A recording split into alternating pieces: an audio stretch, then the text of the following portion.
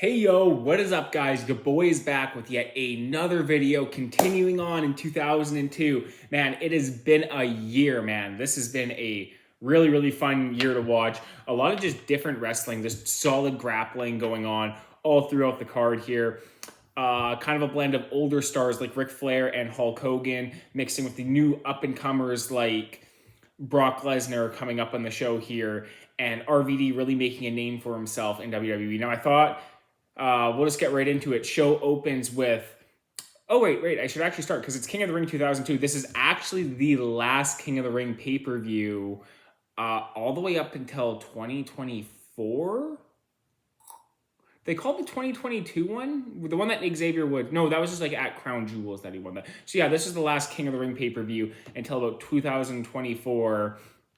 So yeah, the pay-per-view went on hiatus after this for over 20 years. So yeah, kind of a monumental show here. And it's also known for Brock Lesnar's launching point. So here we go. Let's get into it. Chris Jericho versus Rob Van Dam opening the show. Now, I thought Rob Van Dam was going to wrestle Eddie Guerrero for the rest of time. Is kind of how I thought this was going to go. But no, two solid upper mid-carders here. I know Chris Jericho is supposed to be a main eventer, but like you can just tell him fitting into this role of just having really good matches and him just being a really good like undercard heel is just kind of where he belonged here at this point. Like the top of the card was clearly stacked at this point with some other guys. And yeah, him just having matches with like Eddie Guerrero, Rob Van Dam, Chris Benoit at this point in time really suited him.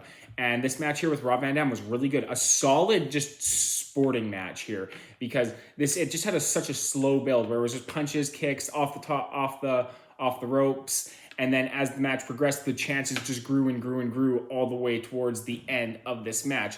And this match just had solid wrestling all throughout. It's Trish, Jericho, Rob Van Dam. They probably wrestled each other in WCW. And yeah, this is a really good match here between two guys here trying to get to the finals of the King of the Ring tournament to face the winner of Brock Lesnar test. And yeah, Rob Van Dam he went for a really sick moonsault, which Chris Jericho got the knees up for. No, he went for he did the cartwheel moonsault. And then Chris Jericho got out of the way and then he hit the lion salt. That was really cool. And yeah, it was cool to watch Rob Van Dam coming off the top ropes, doing his rolls and his twists against Chris Jericho, who was also able to match RVD's athleticism. One of the few guys who can actually do that, like an Eddie Guerrero.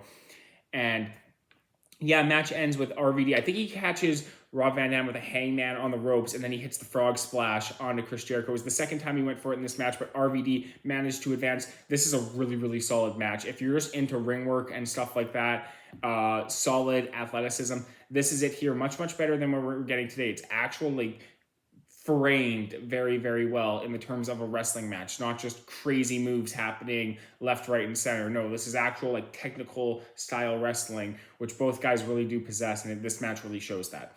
So moving on to the next match here, Test versus Brock Lesnar. So if that match was the technical match, this match was the power match. Collar and arm tie up here to start off the match. Test is a very big, strong dude.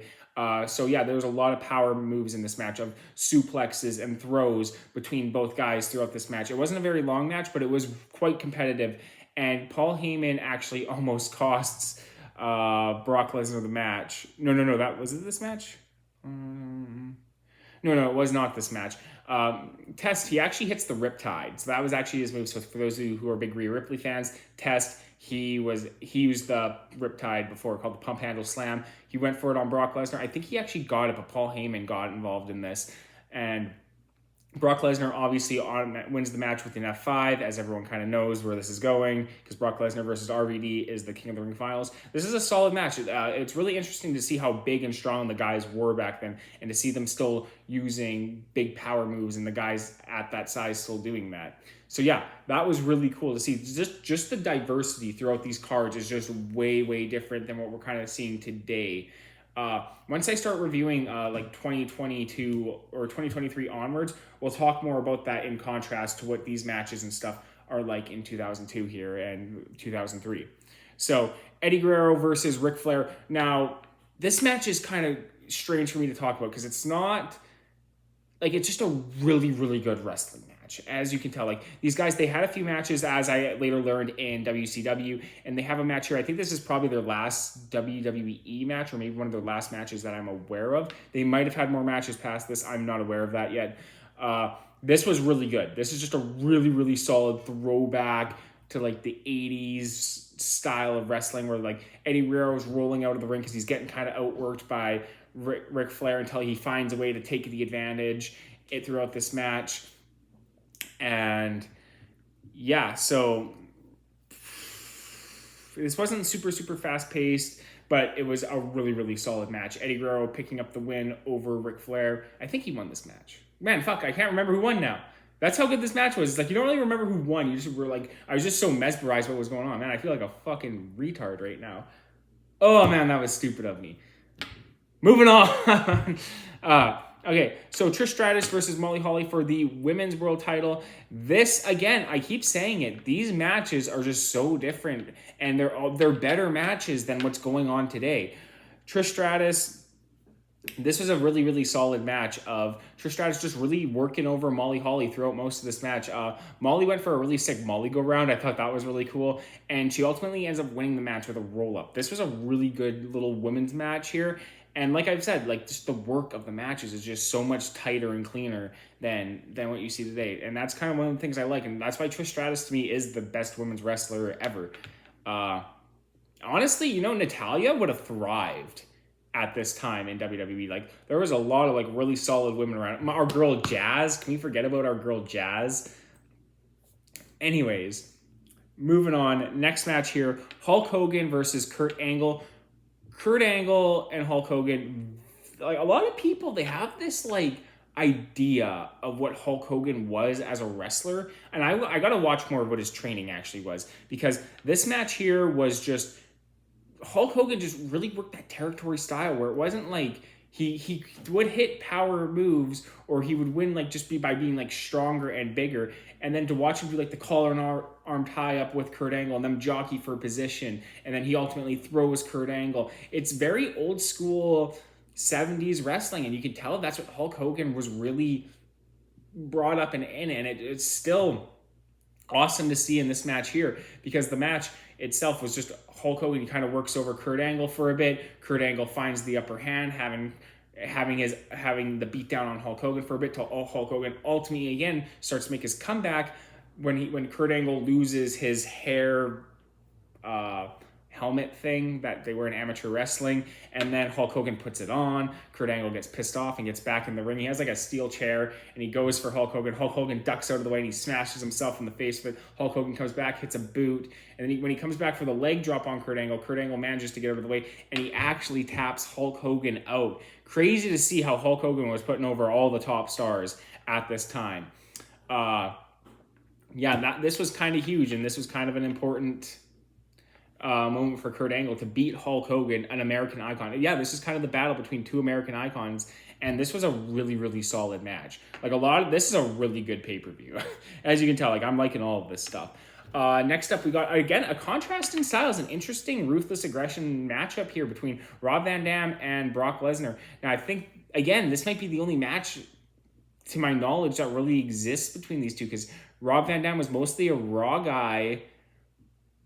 Yeah, he was mostly a Raw guy throughout that whole Triple H period, right? And he wasn't really on SmackDown I don't think he really was on SmackDown. And then Brock Lesnar was just straight up a SmackDown guy up until he left in 2004. So yeah, this might be the only match between these two. It was like 5 or 6 minutes, not very long, but it was very, very condensed with Brock, because Rob Van Dam was beat down by Chris Jericho after the match. And yeah, it was kind of cool to see how Rob Van Dam's style meshed against Brock Lesnar's power style, of how Rob Van Dam was trying to kind of keep up with the bigger, stronger Brock Lesnar by using some of his quickness and unique offense against Brock Lesnar. Now, there was a point here where Paul Heyman, this was what I was thinking of earlier, where Paul Heyman goes for like a hangman on Rob Van Dam. Rob Van Dam falls into the cover on Brock Lesnar, and Paul Heyman was like freaking out. Like, that was really cool. But Brock Lesnar manages to kick out. Paul Heyman does manage to give a little bit of a distraction to Rob Van Dam. And again, Brock Lesnar hits the F5 and beats RVD and heads off to the main event of SummerSlam 2002 again for the World Championship.